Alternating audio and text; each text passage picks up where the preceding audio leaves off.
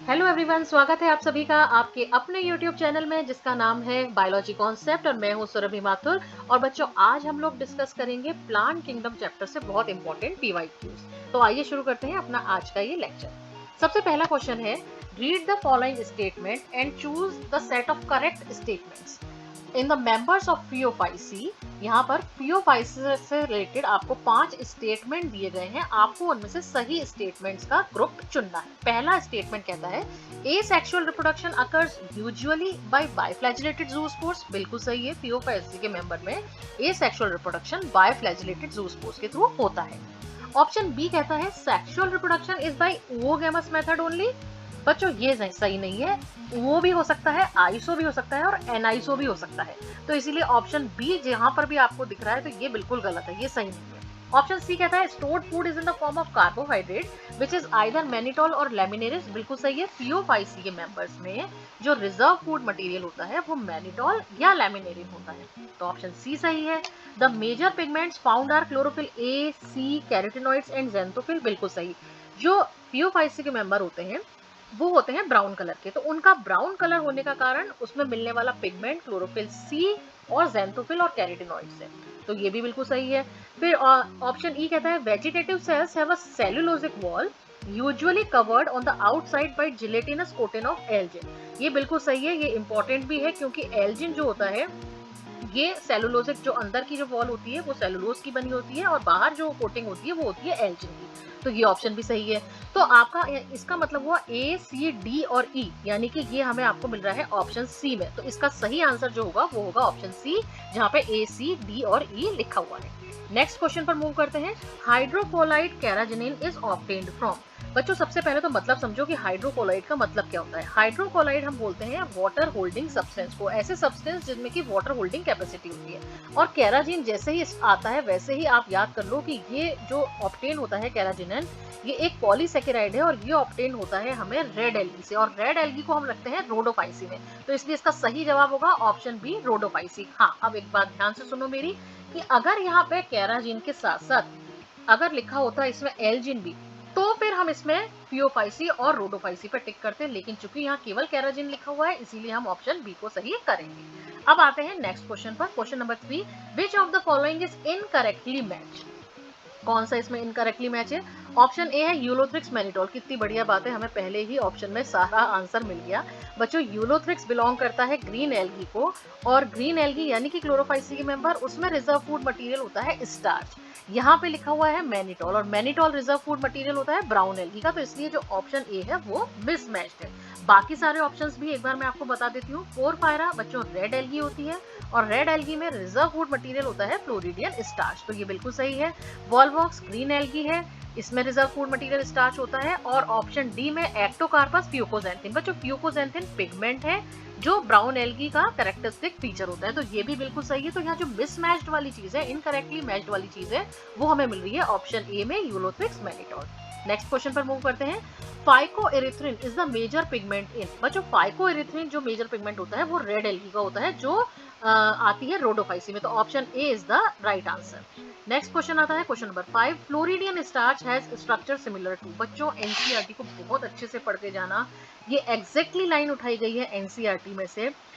ये जो floridean starch जो कि रोडोफाइसी के मेंबर का रिजर्व फूड मटेरियल है, उसका स्ट्रक्चर एग्जैक्टली सिमिलर होता है किसके? एमाइलोपेक्टिन और ग्लाइकोजन के। ये बिल्कुल एनसीईआरटी में से उठाई गई लाइन, इस लाइन को बिल्कुल मत मिस करके जाना, ये क्वेश्चन आने की काफी संभावना रहती है।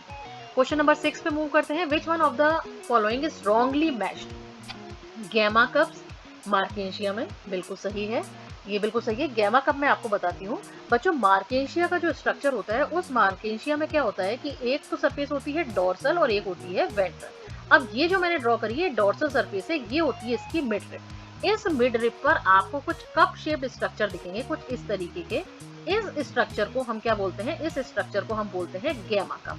ये गैमा कप क्या होते हैं कि ये गैमा कप डिटैच होते हैं प्लांट बॉडी से, और डिटैच होके एक नया का नया मार्केशिया बना देते हैं। तो ये बिल्कुल सही है, मार्केशिया एक ब्रायोफाइट है। दूसरा है बायफ्लैजिलेट ज़ूस्पोर ब्राउन एल्गी में, बिल्कुल सही बात है, बिल्कुल मिलते हैं। सी ऑप्शन है यूनिफ्लैजिलेट गैमेट्स पॉलीसाइफोनिया में। बच्चों इसका जो सही जवाब होगा वो होगा यूनिफ्लैजिलेट गैमेट्स। मैं आपको बता दूं पॉलीसाइफोनिया जो है वो एक रेड एल्गी है और रेड एल्गी में कहीं पर भी पूरी लाइफ साइकिल में कोई फ्लैजिला नाम की चीज नहीं मिलती है। तो यानी कि पूरी की पूरी यहाँ पे कहीं आपको फ्लैजिला नहीं मिलेगी रोडोफाइसी में। तो यहाँ पे पूछा गया है रॉन्गली मैच, तो इसीलिए क्या सही जवाब होगा यूनिफ्लैजिलेट गैमेट्स पॉलीसाइफोनिया में। और क्लोरेला को लिखा हुआ है यूनिसेलुलर ऑर्गेनिज्म, ये बिल्कुल सही है, क्लोरेला ग्रीन एल्गी है और ये यूनिसेलुलर होती है। क्वेश्चन नंबर 7 पे मूव करते हैं। An example of colonial alga, chlorella, Volvox, यूलोथिक्स या स्पायरोगायरा। इसका बच्चों सही जवाब होगा वॉलवॉक्स। और ये और याद रख लो कि ये जो वॉलवॉक्स है इसकी कॉलोनी को क्या कहते हैं, इसकी कॉलोनी को कहते हैं सिनोबियम।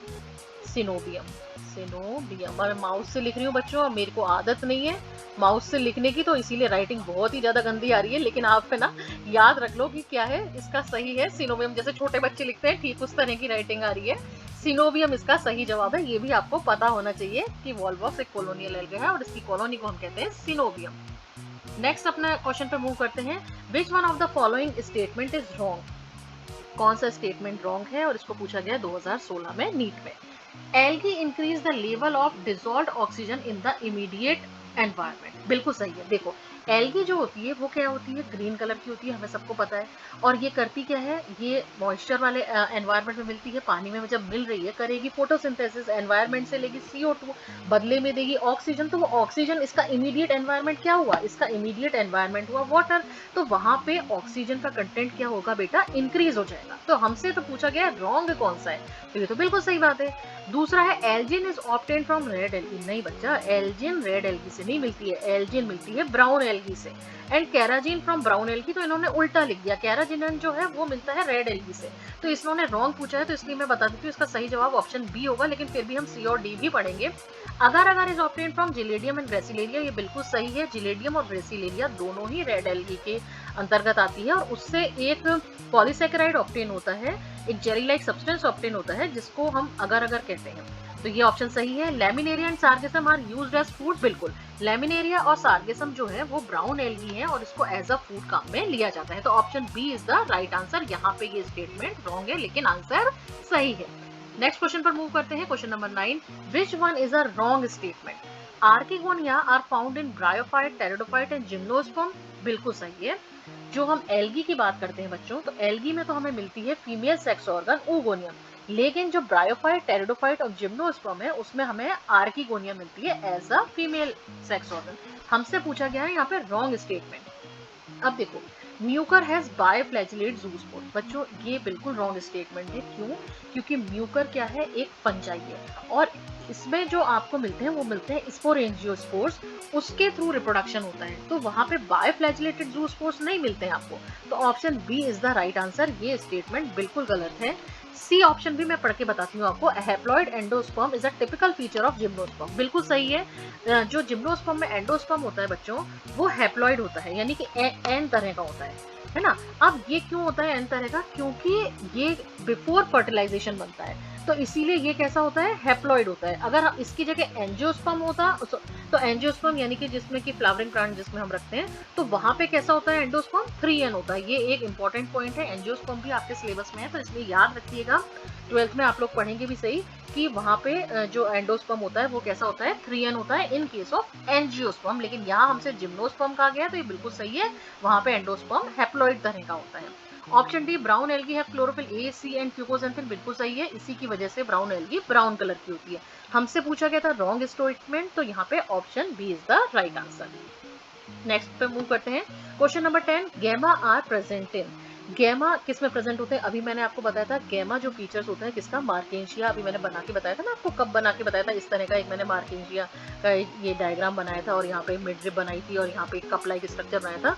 बच्चों ये जो गैमा कप होते हैं ये ब्रायोफाइट्स में, और ब्रायोफाइट्स में भी लिवर वर्ड्स का फीचर होते हैं। ब्रायोफाइट्स में आप दो चीजें पढ़ते हो, एक तो पढ़ते हो लिवर वर्ड्स ऐसे जिनकी की डोर्सल और वेंट्रल सरफेस दोनों में डिफरेंशिएशन किया जा सकता है, और दूसरे होते हैं मॉसेस जहां पर की दो स्टेजेस आपको देखने को मिलती है, एक तो होती है प्रोटोनिमा स्टेज जो क्रीपिंग होती है और एक होती है जो इरेक्ट ग्रो करती है, यानी कि मतलब जमीन के से 90 डिग्री पर मानिए, तो वो कहलाते हैं मॉसेस। वो लीफी स्टेज होती है। तो जो गैमा जो फीचर होता है बच्चों, वो लिवरवर्ट्स का फीचर होता है। तो यहाँ पे हमारा ऑप्शन डी सही जवाब होगा। तो बच्चों इस तरीके से आज हम लोगों ने 10 क्वेश्चन तो सॉल्व कर लिए, लेकिन 5 मैं और इम्पोर्टेंट क्वेश्चन आपको सॉल्व करवाऊंगी। और मैं आपको बता दूं कि इसके बाद में एक वीडियो और बनाऊंगी जिसमें और ज्यादा इंपॉर्टेंट क्वेश्चन होंगे, PYQs भी होंगे प्लांट किंगडम के। लेकिन अभी मैं 5 क्वेश्चंस आपको और कराती हूँ। क्वेश्चन नंबर 11 है, which of the following is responsible for पीट फॉर्मेशन। पीट जो है बच्चों एक तरह का कोयला होता है, और ये हमको ऑब्टेन होता है किससे? स्फेगनम से। स्फेगनम से बनता है पीट नाम का कोयला, इसीलिए स्फेगनम को हम पीट मॉस भी कहते हैं। ये बहुत इंपॉर्टेंट है, इसको अच्छे से याद रख लीजिएगा। क्वेश्चन नंबर 12 पर मूव करते हैं। Which one of the following is common to multicellular fungi, filamentous algae and protonema of mosses. यानी इन तीनों में क्या चीज कॉमन है? तो देखो, अब देखो, जो उसको देखते ही सबसे पहले हटा देना चाहिए, देखते ही गोली मार देनी चाहिए जिस ऑप्शन को, वो है ऑप्शन बी। भाई कैसे? Members of kingdom Plantae. बच्चों एल्गी और मॉसेस, एल्गी को तो आप प्लांटी में रख देते हो, लेकिन फंजाई को हम थोड़ी प्लांटी में रखते हैं। याद करो RH विटेकर का क्लासिफिकेशन। तो इसीलिए ऑप्शन बी तो बिल्कुल भी नहीं होगा। मोड ऑफ न्यूट्रिशन कैसे हो सकता है? एल्गी अच्छी खासी ग्रीन है, अच्छी खासी ऑटोट्रॉफिक है, जबकि फंजाई कैसी होती है? हेट्रोट्रॉफिक होती है। तो इसलिए ये ऑप्शन भी गलत हो गया। फिर डिप्लॉन्टिक लाइफ साइकिल। बच्चों डिप्लॉन्टिक लाइफ साइकिल तीनों में नहीं मिलती है, इसमें आपको मिलेगी हैप्लॉन्टिक, क्योंकि क्या है? गैमेटोफिटिक जनरेशन डोमिनेंट होती है। तो इसलिए इसमें 2n स्टेज तो मिलेगी नहीं, तो ये ऑप्शन भी बिल्कुल हटा दो।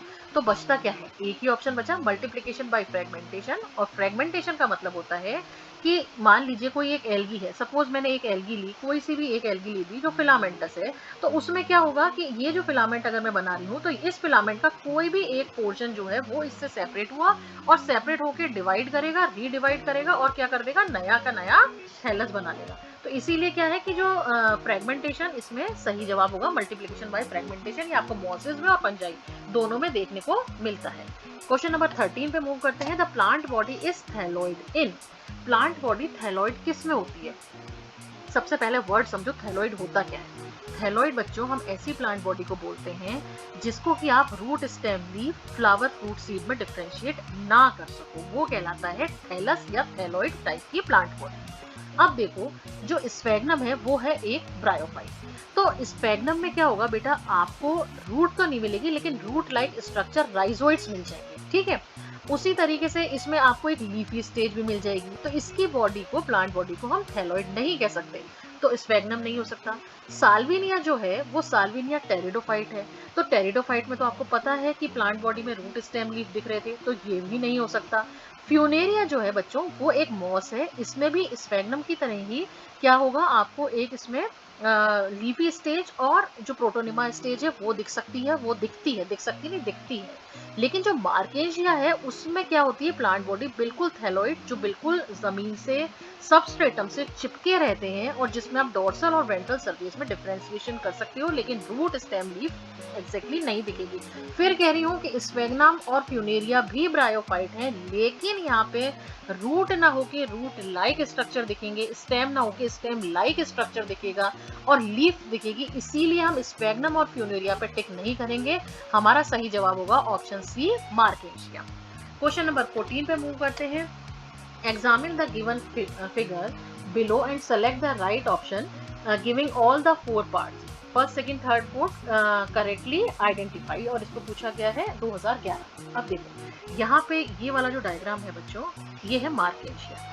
अब देखो, कई बार ऐसा होता है कि हमें क्वेश्चन सही भी करना है, लेकिन हमें एग्जैक्टली पता भी नहीं होता कि क्या, मतलब क्या सही होगा, लेकिन हमारा आंसर तो सही होना चाहिए, ये हम सबके मन में बात होती है। तो थोड़ा बहुत भी अगर पता होता है हमें, तो हम कैसे क्वेश्चन को सही कर सकते हैं। इस क्वेश्चन में आप देखो, ये जैसे ये डायग्राम दिया गया है, A, B, C और D जो है, इसमें आपको आइडेंटिफाई करने किस में है। अब मुझे अगर ये पता है कि ये वाले जो छोटे छोटे से चिन्नी मिन्नी से स्ट्रक्चर है ना, ये वाले जो स्ट्रक्चर है छोटू छोटू से, है ना, जिसपे डी लिख रहा है, तो ये डी राइजोइड्स है, ये मुझे पता है कि ये राइजोइड्स है, और इसी के थ्रू ये सबस्ट्रेटम से जुड़ा रहता है। तो अब मैं ढूंढ लूंगी कि जो डी है उसमें राइजोइड्स लिखा हुआ है क्या। बच्चों यहाँ पे फर्स्ट, सेकंड, थर्ड, फोर्थ की जगह प्लीज आप A, B, C, D कर लेना, ये मेरे से गलती हुई है। यहाँ पे मेरे को A लिखना चाहिए था, यहाँ पे, है ना, यहाँ पे मुझे A लिखना चाहिए था। मेरी राइटिंग भी इसमें माउस से मैं कर रही हूँ तो राइटिंग भी अच्छी नहीं आ रही, लेकिन प्लीज सॉरी फॉर दैट। पर मैं बता दूं आपको कि यहाँ पे क्या है, ये जो फर्स्ट सेकंड थर्ड फोर्थ की जगह आप क्या कर देना बेटा, ए बी सी और डी कर देना, है ना। अब यहाँ पे डी में मुझे पता है कि राइजोइड्स है, तो अब देखो राइजोइड्स डी ऑप्शन में कहाँ आ रहे हैं, एक तो यहाँ पर आ रहे हैं और एक यहाँ आ रहे हैं। चलो तो यानी मतलब बी तो बिल्कुल नहीं हो सकता है और डी भी नहीं हो सकता। अब हमें फोकस करना है ए ऑप्शन और सी ऑप्शन पे। अब इसमें आप ये देखो कि ये वाला जो स्ट्रक्चर है, ये स्ट्रक्चर जो है, ये स्ट्रक्चर आपका कहलाता है, ये कहलाता है आर्किगोनियोफोर। आर्किगोनियोफोर कहलाता है, यानी कि आर्किगोनियोफोर कहला रहा है, इसका मतलब है कि ये फीमेल थैलस पर प्रेजेंट होगा। तो यानी ये क्या होना चाहिए, ये इंटर रिलेटेड बात लग रही है। तो ये स्ट्रक्चर जो है वो आर्किगोनियोफोर है, ए स्ट्रक्चर। बी स्ट्रक्चर जो है वो फीमेल थैलस है, और सी जो मैंने अभी आपको बताया ये क्या है, गैमा कप है। तो इसका ऑप्शन ए सही जवाब होगा। अब हम मूव करते हैं नेक्स्ट क्वेश्चन पर। Identify the pair of heterosporous pteridophytes among the following. Heterosporous pteridophyte इनमें से कौन सा है, Selaginella and Salvinia, Psilotum and Salvinia, equisetum and Salvinia, या लाइकोपोडियम एंड सिलेजिनेला। बच्चों ये लाइन भी एग्जैक्टली आपकी एनसीईआरटी में टेरिडोफाइट्स वाला जो टॉपिक है प्लांट किंगडम में, उसमें से उठाई गई है। सिलेजिनेला और साल्विनिया दोनों जो हैं वो क्या है, हेटेरोस्पोरस है, यानी इसमें दो तरह के आपको स्पोर्स देखने को मिलेंगे, एक माइक्रोस्पोर और एक मेगास्पोर। तो इसका ऑप्शन ए सही जवाब है। इसको पूछा गया नीट 2023 में। तो ये हमने आज सॉल्व किए टोटल 15 क्वेश्चंस, और उसके बाद हम लोग नेक्स्ट जो वीडियो लेक्चर आएगा उसमें मैं आपको प्लांट किंगडम के ही कुछ और इम्पोर्टेंट क्वेश्चन आपके साथ डिस्कस करूंगी। तब तक के लिए थैंक यू वेरी मच।